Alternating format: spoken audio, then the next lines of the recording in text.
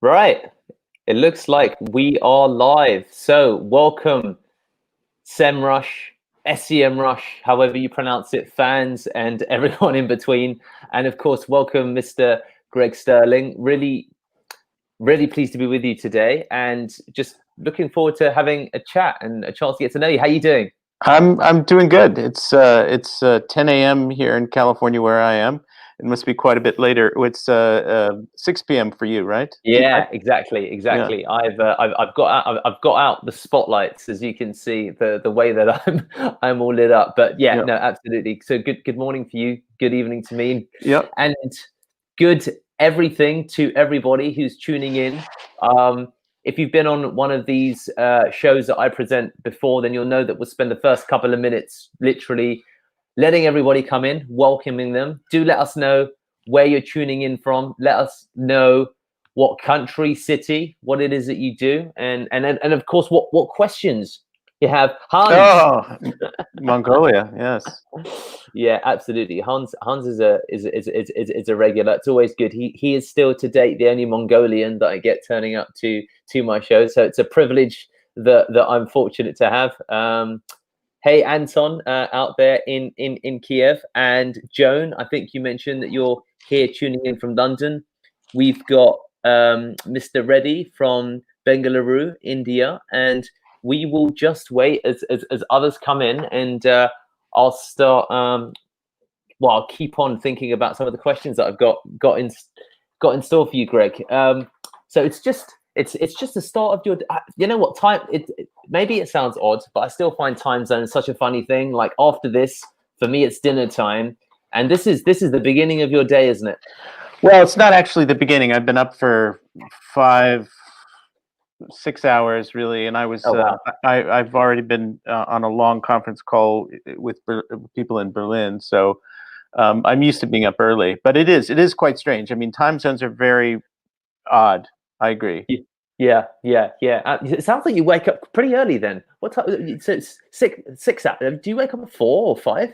I'm usually up by 5 and working by about 5:30 or 6. I mean, now that everybody's working at home, like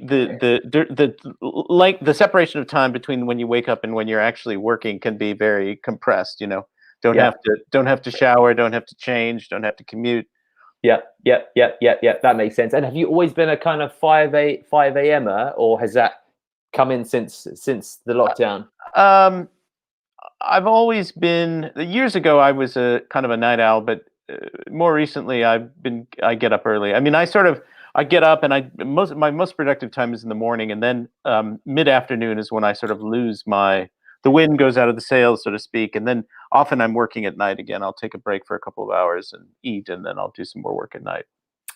Okay. So do you tend to have a big kind of gap in the middle of your day and kind of then work on in the evenings? Yeah, it's just recently the pattern has emerged that I have trouble doing any kind of brain work in the middle of the afternoon. I'm sort of brain dead. I mean, I can do certain kinds of things, but anything meaningful, I have to kind of defer until later the next day.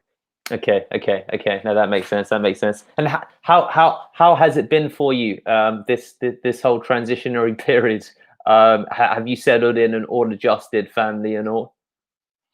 Well, I mean, more or less, I've been working out of my home for 20 years, so Okay. it's not a big adjustment for me. I mean, one of the things we'll get into is my work with Uberall. So I started at Uberall in September of Yeah. 2019, and I was going to Berlin quite regularly, and so that was abruptly changed. And I used to travel a lot. I used to speak at events and go to conferences and travel to meet people, and that all ended. So that has been a quite radical change. But otherwise, just the idea of working remotely is not new to me. For Yeah. some Yeah. people, I think it's challenging. It's very interesting to observe because I think it's challenging to manage people remotely. Video helps quite a bit, but remote work can be more productive, but it also can be much less efficient in some respects. Absolutely. Do you is that something that you sometimes struggle with, would you say? I mean, given your background um, within the law field, which the legal space, which we'll come to, is intense focus something that that lawmen, I don't know if that's the right term, barristers, That's a sheriff. is it like intense multitasking, or is it intense focus? Because I always think that, being in a courtroom environment, actually it's about thinking of 17 things at once rather than an intent level of focus. Well, I mean, so in the American legal system, going to court is either a matter of routine you're filing something or you're arguing a motion. But the idea of the courtroom drama that people always think of is very rare.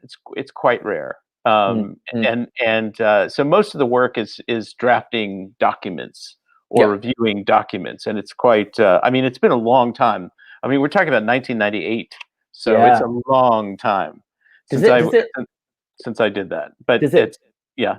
That's where life started for you. Sorry to that is where life started for you, right? Within was that something that you wanted to do from a young age, or was it something you stumbled into?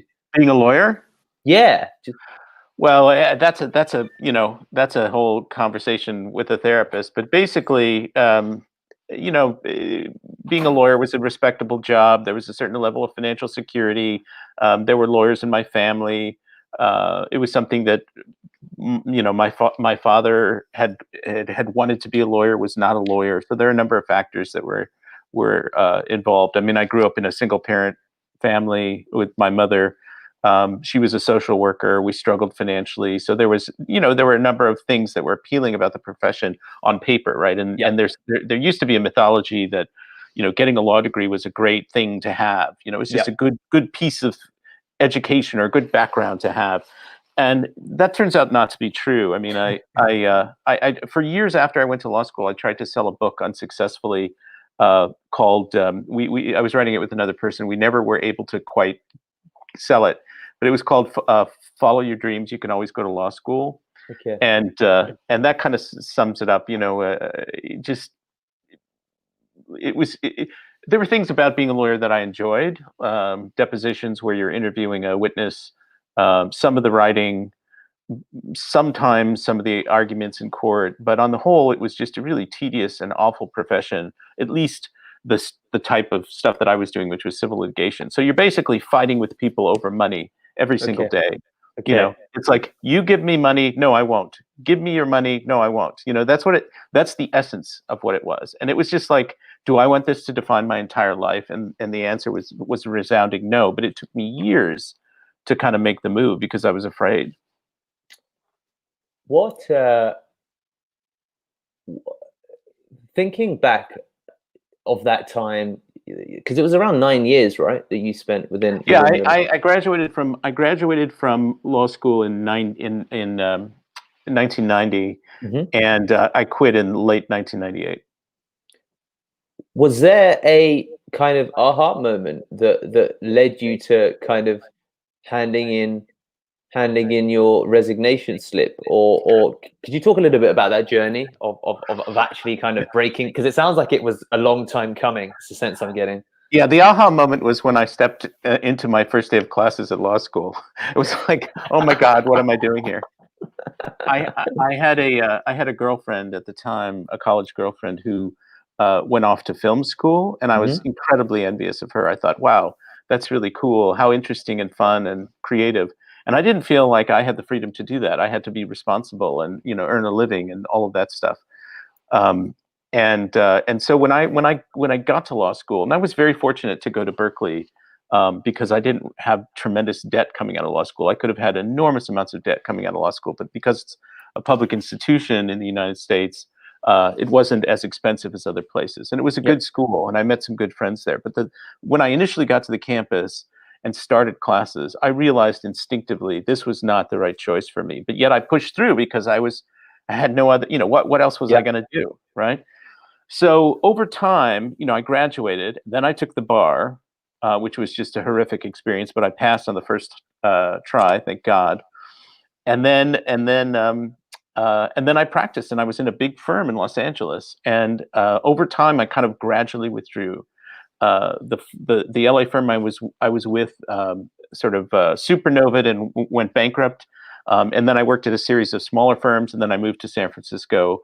and finally worked for myself, and was on my own for a couple of years before I finally quit completely. And then even after I quit, even after I left my office, I was still doing legal work here and there a little bit, just to kind of bring in some money as a I mean, contract. it's difficult, right? You spend so much time, people talk about this notion of like the sunk fallacy, and that, just because you've Yep. invested some time doesn't mean, but that's so counter to the way that we are as humans and how we're wired. And it's very difficult to step away from, a niche that you, for whatever reason you get into, you realize along the way that it can bring financial stability. And it's a very, very powerful mistress, I think, especially when there's no other kind of defined skill set and expertise. And do you think, I mean, what was the biggest kind of compelling factor that kept you in an environment where, as you said, my first law class, I walked in and I was like, what the hell am I doing here? Because the whole period, there's a 9 years. I mean, that whole, Well, it was really 9 plus 3, because yeah. law school in the U.S. is 3 years. Okay. It was 12 years total. Okay. And how about some of those transitions? As you said, you moved across several different law firms. You started your own practice. Did any of that bring different things from what had preceded it? Oh, absolutely. I mean, the difference between working in a large corporate law firm as a kind of a person lower in the hierarchy versus working in a smaller firm is quite different. I mean, Yeah. and I enjoyed the smaller firms to the extent that I enjoyed it at all. It was better. It was a better experience for me. Had I not had that firm in Los Angeles not gone out of business, and this was sort of during one of the earlier recessions, um, I might have stayed there. Yeah. But I was not. I was good at certain things. Hmm. I was very good at certain things, and other things I was just not good at, and I was not. My heart wasn't in it. So I don't think I would have made partner in those firms, because it's like an academic. It's like an academic situation, at least in the United States, where you have about 7 or 8 years to make tenure if you're on a tenure track in an academic role in a university, and then Yeah. if you don't, you have to do something else. You have to find Okay. some accommodation. And in a traditional legal firm, the profession has changed radically since I left it. But in a traditional law firm, the way that it used to be is you'd have about 7 or 8 years. You could then make partner, or you were out, essentially, or you had to go somewhere else, because Okay. just the economic structure of them was not going to allow for you. It's sort of a pyramid scheme. You've got a small number of partners at the Yeah. top and a lot of kind of slave labor underneath you, and the money is sort of flowing upward, and the economics dictate that only certain fewer people can make partner, and not everybody makes partner. And I remember being in this law firm in Los Angeles. This was before lawyers had computers on their desks, so we Yeah. were dictating things, and then people were typing them up on computers. But it was like prehistoric in that regard. And I can remember thinking at one point in my office, and I was just at the height of a depression. I would give up $20,000 to have free weekends. Give up $20,000 of my salary to have free weekends. Wow. And I was as a 25-year-old, I was making what for me was just an enormous amount of money. It pales in comparison to some of the money today, but I was making a huge amount of money. But I was never eating at home. I was always eating out, and I was miserable. And so I was buying things to compensate. I would buy ties and suits and just spend frivolously to compensate for my dissatisfaction. And so I was kind of caught in this, and I had loans. Even though I didn't have an enormous amount of debt, I had loans. I could have paid them off in the first year if I'd saved, but I didn't, because I was just doing all this frivolous spending, all these meals out. Did you have Oh, Hans, were that? Hans is asking a question. Should we respond to Hans's question or keep telling Yeah. the story? Yeah. No. If because I Yes, think I'm like better off today. Yes, better off today than I'm. Hans is asking if he said if I'd stayed, would yeah. I be Well, better off because today? you said that it's radically changed, and I Oh, no, wanted. no, no, no, no, no. Mm. It's changed. It's changed for the worse. So in the old days, Oh, okay. yeah. So in the old days, so I can't speak to non-U.S. legal practice, But in the old days, lawyers used to bill on 20 quarterly hour increments. Okay. So, it'd be 0.25, and I had to account for all my time, and I had certain billable hour, certain quota. I had to Yeah. bill a certain number of hours. So if I picked up the phone and made a call to a colleague or an adversary or a court, the minimum amount of time I could bill was 15 minutes. Yeah. So if somebody answered the phone and I said, Deepak, what about that meeting tomorrow at 10? Are you still good for that? And you said, sure, talk to you tomorrow. And I hung up the phone. That would be 0.25. And then I could make 6 more calls, and I could actually bill more time ethically than I had used in real life. If I had very compressed or discrete activities, whatever it was. But then they moved to 6-minute increments. They moved from quarterly 15-minute increments to 6-minute increments, which is kind of a metaphor for the scrutiny, the scrutiny that came to billing. I mean, before my time, people used to just have a line item with an amount, and then there would be sort of a litany of services, and the bills weren't scrutinized at all. But economic pressure forced more and more scrutiny, and the way that big cases are managed now is very different. But still, that idea of monitoring your time. And so that's a long-winded answer, Hans. No, it's not. It's not better. It's fundamentally, even though I have a kind of analytic brain, it's just not. It's just not something that was a happy time for me. Now, having said that, this whole recent U.S. election made me think, oh, I should do something on a volunteer basis to help out, use my legal skills for some sort of social good. And maybe later on, I'll go back and do something. Like I worked for one summer for the ACLU, the American Civil Liberties Union, on an anti-death penalty initiative. And so maybe, when all this technology stuff is done, I'll go back and do something socially valuable with my law degree. Which is totally ironic because I never thought I would use it ever. But the idea that I'm thinking about it is, gives me a different perspective on it if I can use it to help people. How do you feel when you look back at your time in law? What kind of, now that you've got out of it, you've got distance from it, what's the feeling that kind of? Well, I have a very mixed feeling about it. Obviously, there were a lot of things I didn't like. There were some things I liked. There were some skills that I got from it that I use sort of analytically.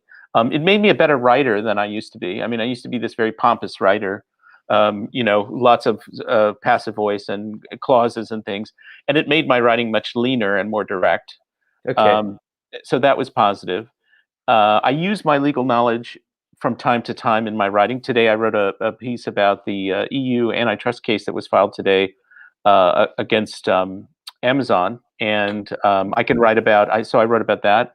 I can write about privacy law, and I can understand things, and help interpret things for an audience that doesn't have a legal background, that have legal aspects or implications. Privacy, antitrust, other kinds of things like that. Does that kind of stuff then, like the equity that you built up within the law space as you transitioned into, you spoke about journalism, and it reminds me of what you said about, I think, your friend who was doing film studies or film something. Yeah, former girlfriend. Yeah, former girlfriend. It was like, did any inspiration come from what? Because there was a transitionary period, right? There was Greg the lawyer. I was transitioning out of law emotionally from day one, really, but it took me years and years and years to overcome the fear of actually leaving. Yeah. I thought who would be interested? I thought women won't be interested in me. I don't have a profession. I don't have this sort of impressive law degree thing. There were just a lot of fears. Where would I make money? Et cetera, et cetera. So it took me a long time to finally break free, and I did.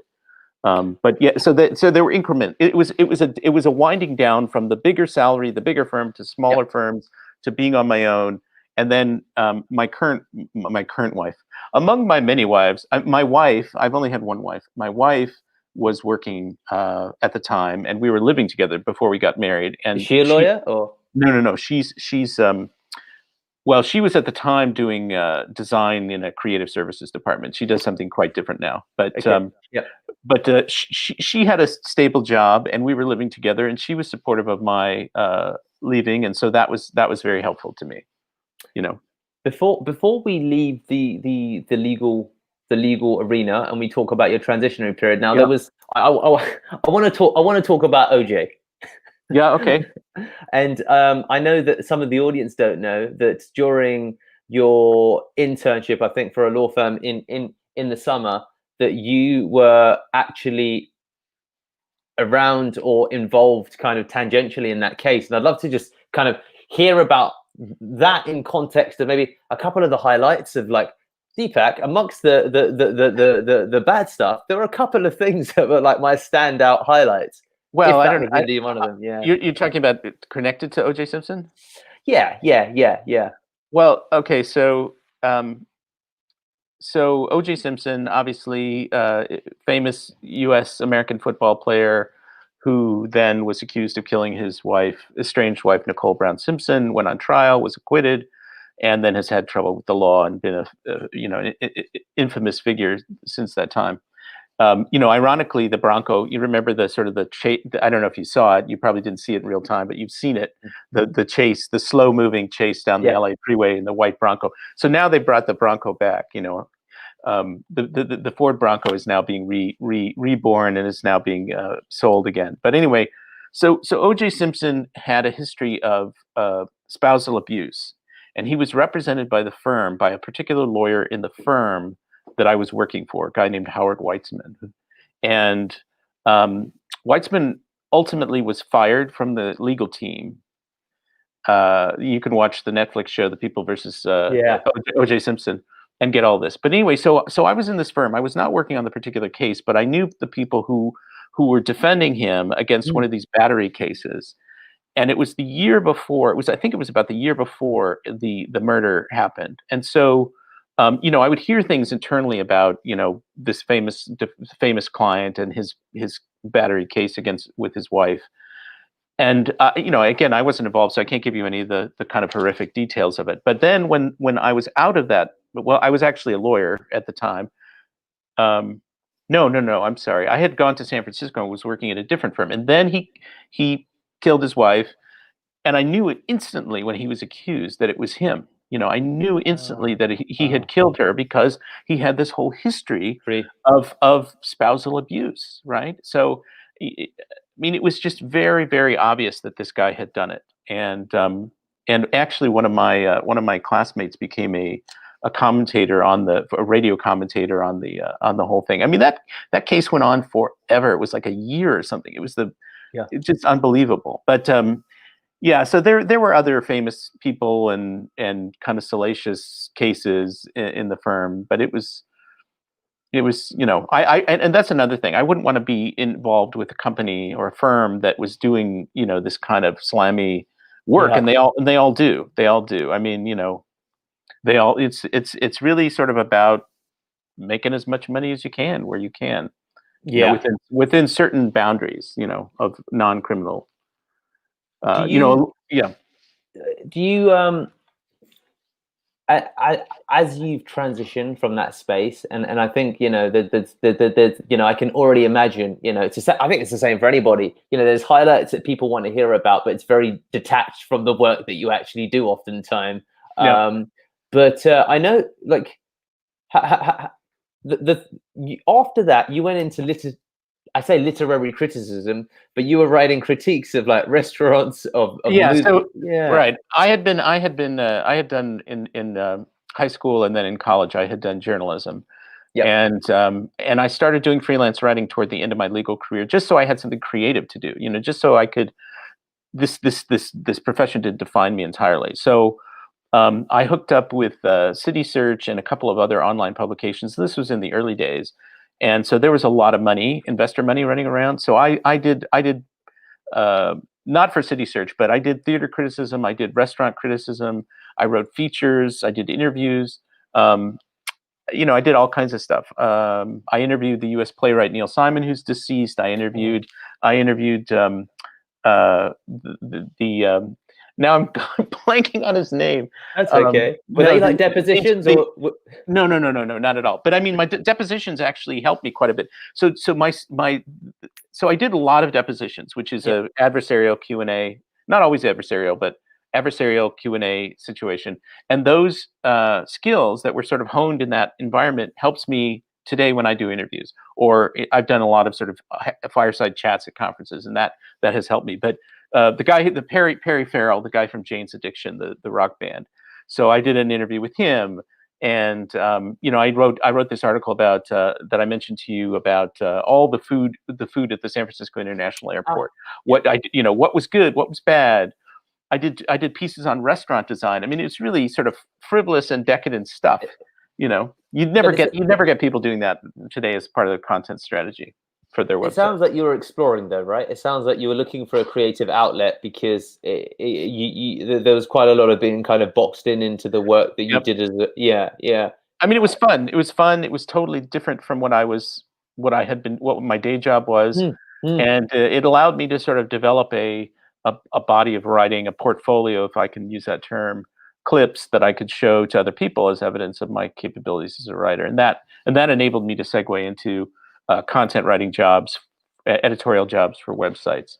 The first of which was a full-time gig was allbusiness.com, which was this site that still exists today, although it's very different than it was when I joined it in 1999. It was designed to be a portal for small businesses to answer all their questions about starting a business, setting up a website, legal, financial, hiring people, firing people. And, so I was part of that initial editorial team, and I built out what was their legal center, which was a collection of articles, and their finance center about financing your business. And there, in the legal center context, my legal background was directly relevant, and that was one of the reasons why I got hired. In fact, I was hired by the guy who was the founder of that site. Was a guy named Richard Harash, who's now a venture capitalist, and he wrote a book called The Small Business Kit for Dummies, one of the early Dummies books. And the content from that sort of formed the core of the content from the website. And he saw me as a valuable addition to the team. He was a lawyer. He had been a partner at one of the San Francisco law firms. He recognized that I had certain kinds of legal skills, and so he hired me, and I worked for them, and then I just became a sort of editorial person. But the job that I neglected to mention, and we'll just do it quickly, is that I had a brief stint at Oracle. As an editor. I had a brief stint at Oracle as an editor between the time I formally quit law and then before I did this allbusiness.com job.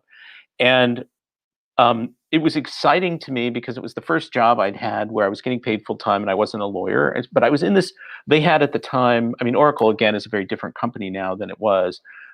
They had a training group, an education division, and those were the people who created the training manuals that went with the software. And so we were editing these training manuals, which were essentially like multi-100-page PowerPoint presentations. And it was really like a production job more than an editorial job. And I had absolutely zero idea what I was reading, no idea at all. I didn't know the software, so it was like this. It was this very bizarre experience. And then I had the boss from hell in that job, and I won't say his name, but because then the defamation lawsuit would come if he's still around. I don't know. He was this really short guy. And I mean, I'm short, but he was really short, and we all had our cubes were lined up with our backs to a central corridor in the office. And he would sneak up behind you, and while you were sort of intensely concentrating on the screen, and he would say, "I saw you," or "Gotcha," and I would and he would just do this, and he thought it was just hilarious. And the guy was such an beep, beep, beep, beep, So I got out of there as quickly as I could, but I was there about 6 months, and then so I did this allbusiness.com thing for about a year. And then I got an opportunity to work for Ziff Davis Television, ZDTV, which was sort of an early effort to kind of marry web content and video. And they had shows, and each one had a website. And so I worked on a show. I managed the website for a show called Working the Web, and I was part of the production team there. And that was about small business and e-commerce and websites and selling online and online marketing. And this was 1999, 2000. So it was really, really, really early from a small business standpoint, but it was really interesting, super fun. So, yeah. two questions. The first one I wanted to ask is, as we move through your progression or transition, progression ultimately, especially from a We didn't talk about my bargain with Satan yet, because that was instrumental in this whole transition. I wanted to ask about your happiness quotient. Like, how were you feeling and how did you respond when you're in a bar and you're no longer using that catchy "I'm a corporate lawyer" that works at, like, how was that whole space for you? Had you made peace with it? Was it different, or kind of where were you kind of from a psychological standpoint? Well, I was making less money. I wasn't making a lot of money, but I was really I was giddy with excitement that I had made this transition, because I knew so many people that were really unhappy. So many lawyers who were really unhappy. People that I had gone to school with, older lawyers, and I had actually, achieved escape velocity, which was just one of it remains one of the great accomplishments of my life. Very, very hard to describe to somebody who wasn't a lawyer, that I escaped this profession, because there Are were some of your friends still there? well, all of my friends have done different things. I know a lot, people are teachers, people are work for, different kinds of firms that are not legal. So, people are in government. I knew somebody who went very, very high during the Obama administration in the antitrust division of the Justice Department, who was the number 2 person really in that department. Wow. And many people that I went to school with now are judges. So a lot of them have gone on. And if you sort of could make it past the initial kind of law firm environment, you might be able to find a place, a niche for yourself that was okay. But I was giddy that I had escaped. And that lasted for some time, a couple of years. And then, of course, as I got more immersed in this whole internet world, then my focus turned to that, and that became my identity. And And the law was just something in the past then. And so you transitioned, as you said, from the legal space. You had a stint at Oracle. You moved to there was a production show that you worked on with ZTV. There's a couple of things in between that, and then subsequently. And I think that you've been writing for, is it 14 years? Yeah. I've been writing for Search Engine Land since its inception, which is about 14 years ago, and I was writing for Search Engine Watch. With Danny Sullivan and Chris Sherman and Barry Schwartz, who was on this program before that. So I met them at a conference, and they invited me to contribute on some of the local stuff, because I was an early expert on local search, and that's how I got involved. And then I moved with Danny and Chris and everybody to Search Engine Land, and I've been there since. What did you make of the idea, as you said, you're one of the early experts on local search, and it's such a new area that there's no requirement of academic education to be considered an expert. There was nothing. I mean, Google didn't really have local results. I mean, there were some local ads sort of starting to show up. There was no Google Maps. There were a lot of directories. City Search was one. There were online Yellow Pages sites. There were different kinds of restaurant guides. So there was a lot of local content that was online, but that was not concentrated in search engines. It was a very, very different environment than it is today, where we have Bing, and we have Google, and we have Bing, and we have Yelp. Yelp is not really in Europe, but there are a handful of it's really mostly Google. And that was there was a report that you wrote, wasn't there, about will search kill the Yellow Pages? Yeah. So I went from ZDTV to it became Tech TV, and then I worked for the Kelsey Group, which was a firm like Gartner or Forrester on a much smaller scale that was consulting to the Yellow Pages industry, and I was hired to be the managing editor, and later became an analyst after they restructured. And so one of my tasks was really to do this analysis of how was search going to impact Yellow Pages, because at the time it was a many billion US dollar industry. I mean, huge industry. It was the primary advertising vehicle for small business in globally, really, in the West. Yeah. And then nobody was doing search advertising from those segments. There was some traditional print newspaper advertising, and retail and autos and real estate, but mostly it was focused on Yellow Pages. And so there was this question that started emerging about how was search going to impact traditional media Yeah. and the Yellow Pages in particular. And so I wrote this report, which turned out to be about 70 pages, which was something like, I don't remember the verbatim title, called "Will Search Kill the Yellow Pages Industry" or something like that. Yeah. Yeah. And like all of these kinds of speculative reports, and it seems so obvious now in retrospect, but at the time it wasn't, because Yeah. Google didn't have a sales force. There was no way for Google to get the data that these companies had, because it Yeah. wasn't online, and they couldn't crawl it because it was often behind forms. Google can fill out forms now, but it couldn't in those days. And the conclusion was, well, Google has this powerful consumer tool, but there are these other challenges and these other barriers that it faces. Yeah. Chief among which is getting small businesses to give Google the Data. data, Yeah. and also to get these businesses on board as advertisers. And Google to this day has trouble with small business advertisers. Ah. I mean, they've had enormous success with Google My Business on the organic side, Yeah. but to this day, with search advertising, they have had enormous difficulty with getting small businesses, traditional small businesses, not startups, to do paid search advertising. And what they did essentially, I mean, Google tried to build its own sales force, but what they did essentially was they outsourced selling small businesses to all these traditional media companies. I mean, it was the most kind of incredible thing, right? These companies that were essentially their adversaries, they turned into an outsourced sales force because they Salesforce. Yeah. because they could. And so, all of these newspapers, Yellow Pages publishers, and others, which extended into web hosts and other kinds of digital agency types, were selling paid search advertising. But the churn rates were and remain, pretty steep. I mean, in the old days, they were more than 100% per year, but now it's a little better. But it's still, Google still struggles to acquire and retain small business advertisers, which is why they played with subscription-based pricing. They had a product called CallJoy, which is a virtual agent, that was $39 a month, and then they recently opened up the Google Guarantee, badge, separate Yeah. and apart from local services ads, at 50 to 50, I think it's $50 a month. And so Okay. they played with these subscription models because they still struggle with the sort of dynamic pricing and variable pricing of paid search. But that report was I think that report was before Google Well, Maps yeah. came out. It must be pretty incredible to watch and commentate as well as spectate upon this whole transition.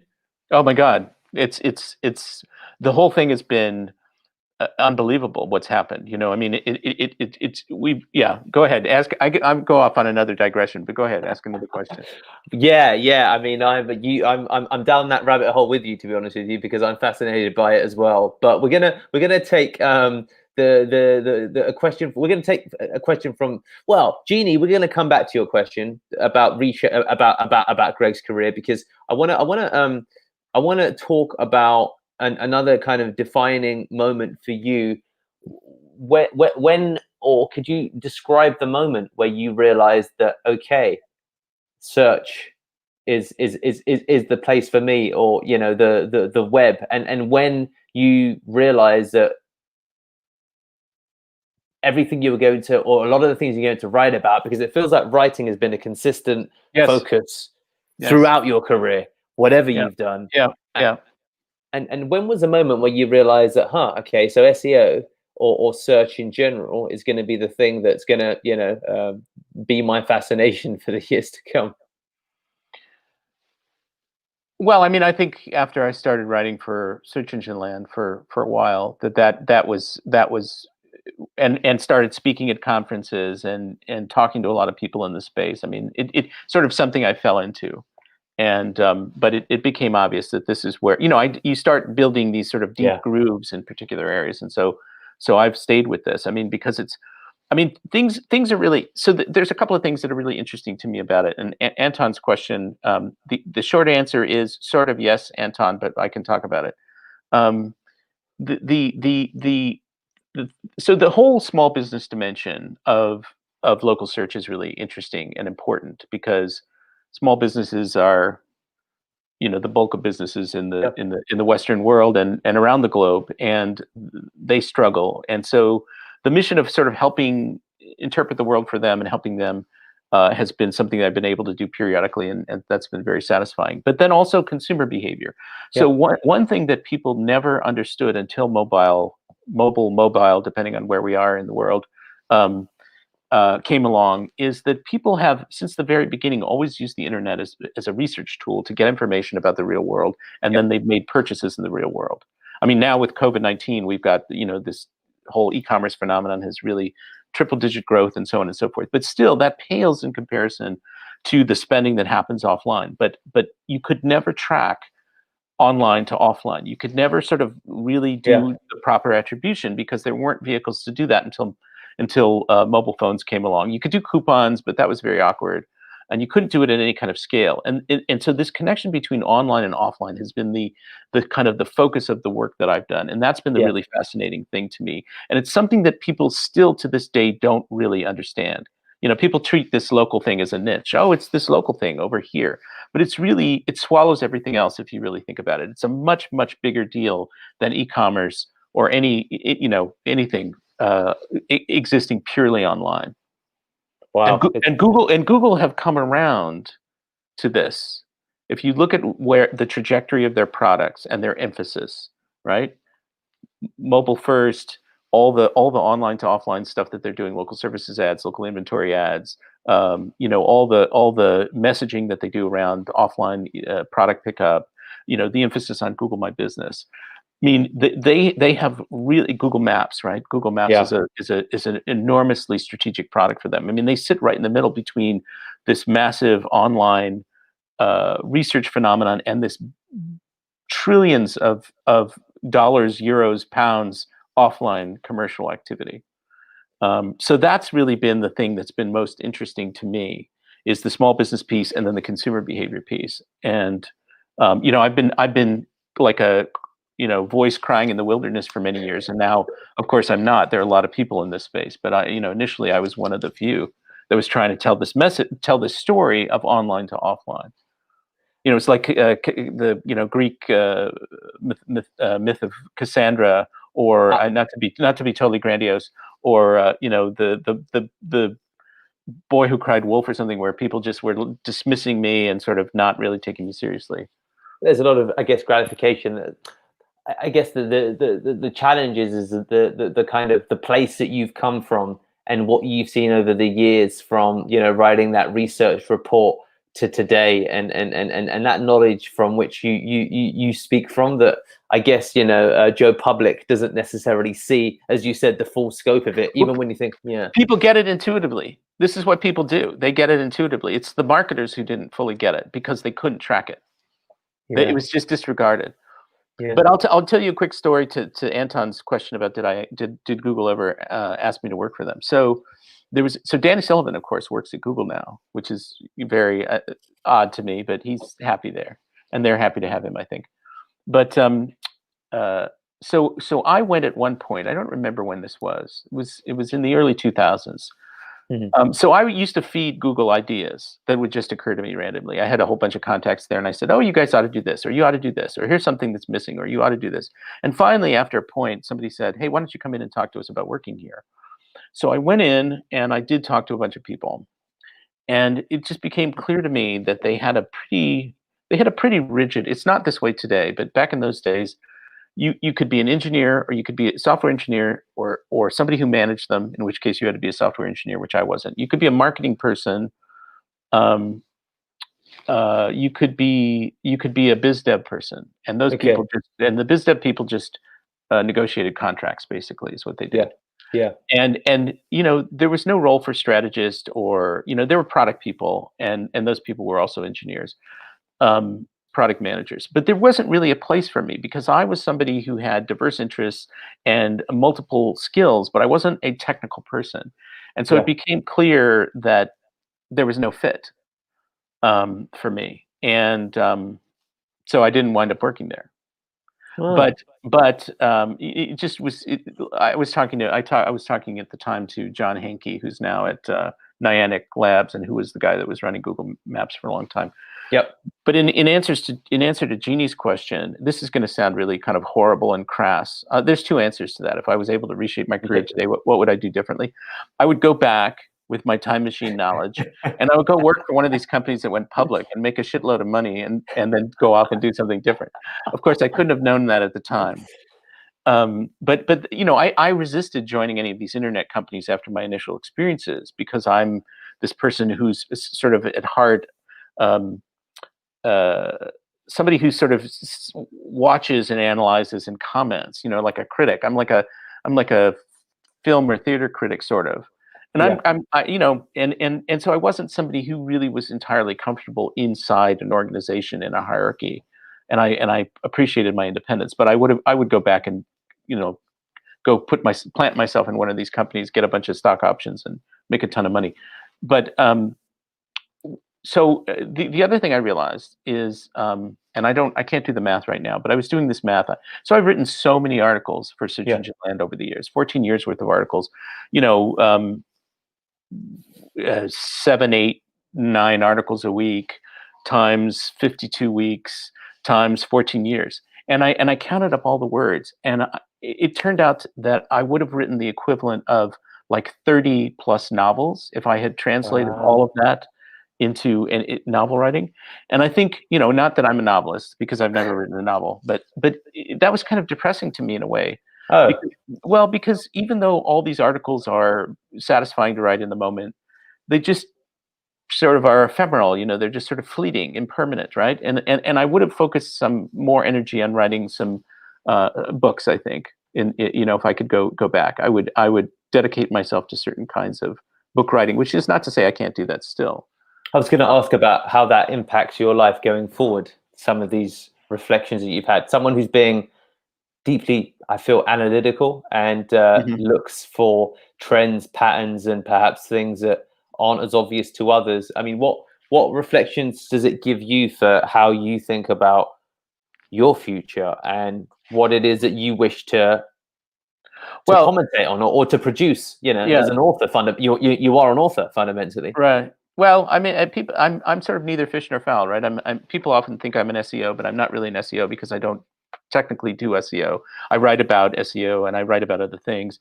You know, people think I'm a technology journalist because that's how they encounter me through Search Engine Land. And I used to have a blog that I've stopped writing on, but I'm not. You know, I'm do a lot of different things now. Sort of going forward. So I currently am working for Uberall in addition to Search Engine Land, which is a Berlin-based company.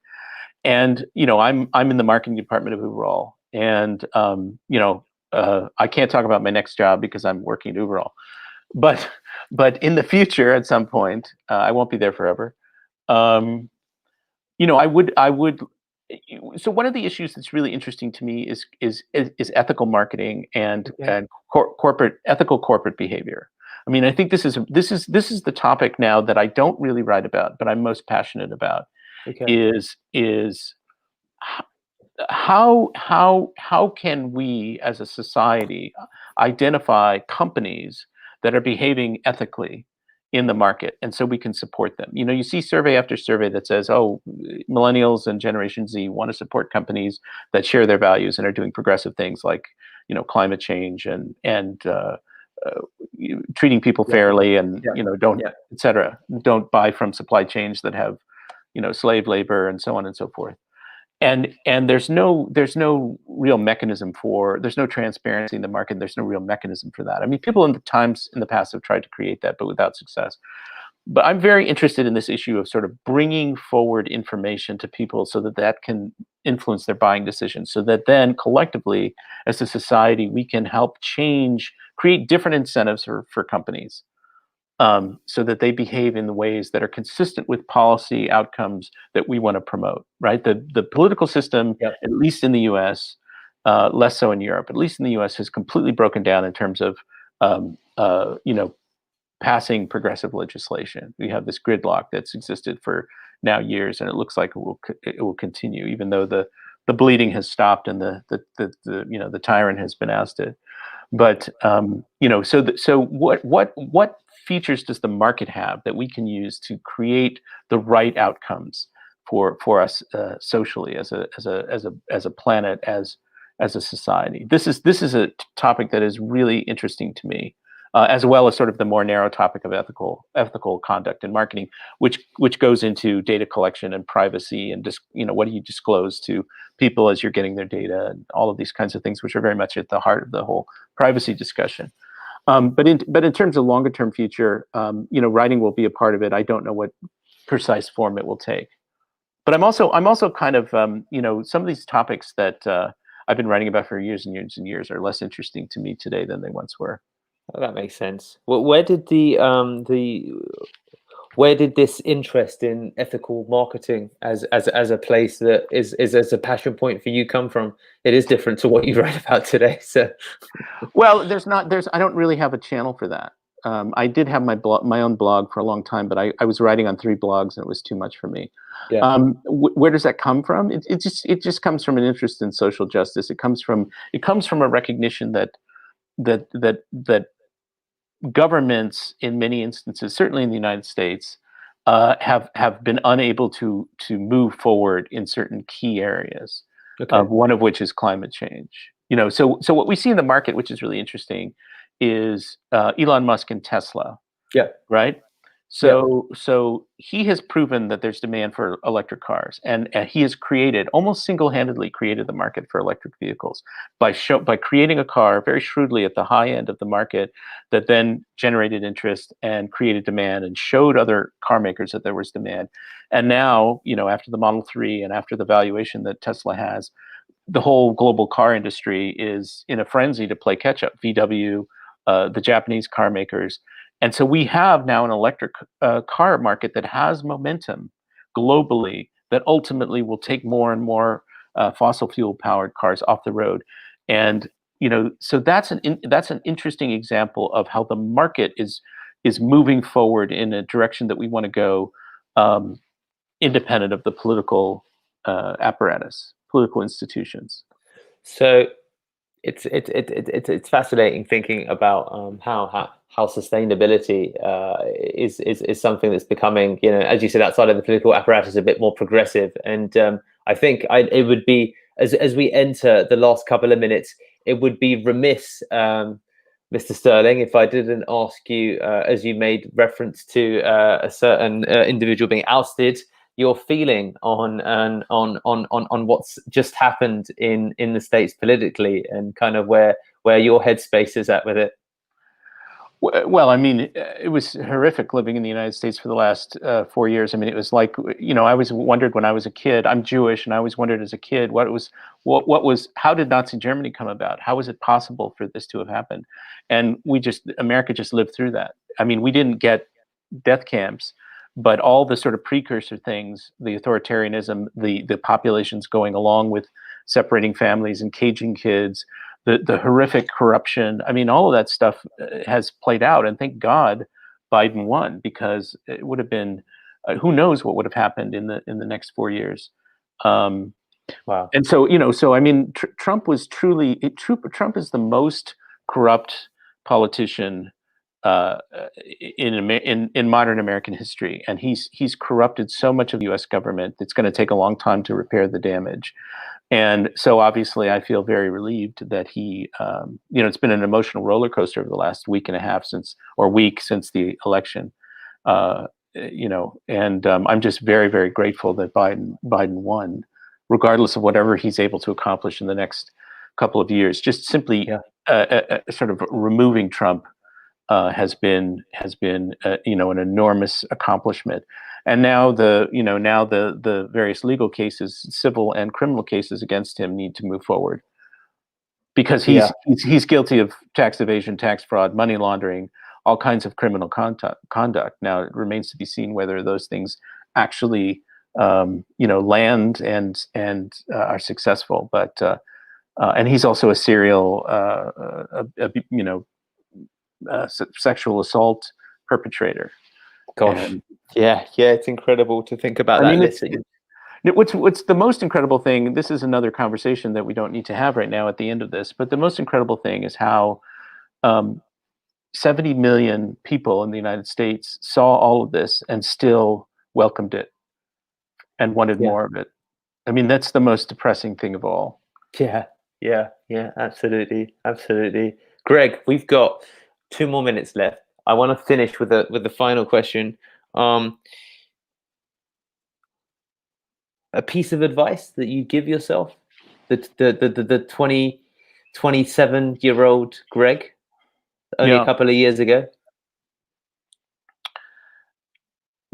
Well, we could even go further back than that in my life, but I would say don't let fear be the deciding factor in your decision making. Trust your own intuition. People very often know what they like and they don't like, and they have an intuitive sense about things, but they distrust their intuition because of fear. Fear sort of shows up as reason or rational thinking sometimes in disguise. And so, life is very short, and risk taking is essential to accomplishing your desires in life, and cultivate that ability, and don't let fear stop you. It's a sort of bland, generic advice, but it's kind of true. It's amazing advice, to be honest with you. I think it's fantastic advice. Thanks, everybody. This has been 60 Minutes with Greg Sterling on Semrush. Thank you for your time, the audience, and Greg, thank you as well. It's been a pleasure. Thanks very much for having me.